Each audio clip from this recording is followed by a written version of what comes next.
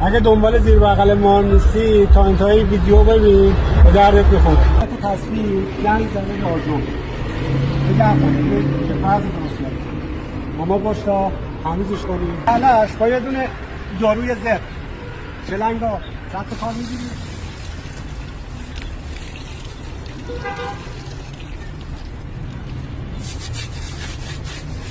چلنگا رو وقتی رو سطح گرفتی آجر یه خود زنجاب میشه.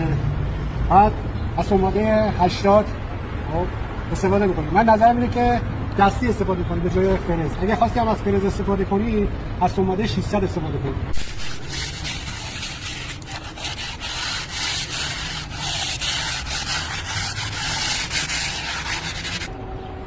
در آخر یه دست یا دو دست نانو میزنیم کار